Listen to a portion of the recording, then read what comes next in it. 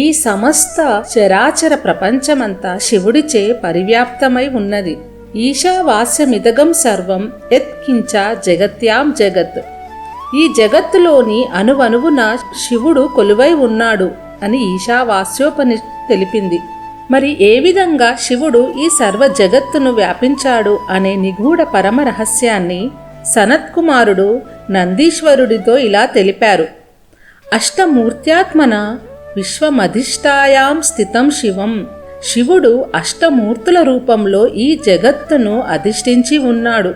పరమశివుడి 8 మూర్తులతో ఈ జగత్తంతయు దారమునందు మనుల పూసల వలె నిండి ఉన్నది.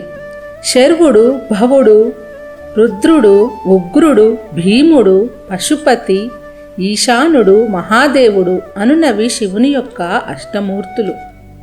భూమి, నీరు, అగ్ని, వాయువు, ఆకాశం, జీవాత్మ, సూర్యుడు, చంద్రుడు ఈ అష్టమూర్తుల స్వరూపంలో శివుడు అధిష్ఠించి ఉన్నాడు. శివుని యొక్క దేహమే ఈ జగత్తు. నీవు నీ దేహములో ఏ విధంగా నఖశిఖ పర్యంతం వ్యాపించి ఉన్నావో శివుడు కూడా ఈ జగత్తంతా వ్యాపించి ఉన్నాడు. మనుల పూసల దండకు దారం ఆధారం. ఈ సర్వ జగత్తునకు శివుడు ఆధారం. పూసల దండలో పూసలు గోచరిస్తాయే కాని దారం కనిపించదు.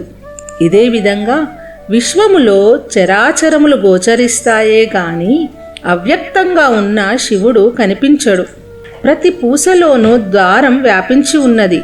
ఇదే విధంగా ప్రతి జీవిలోనూ శివుడు వ్యాపించి ఉన్నాడు.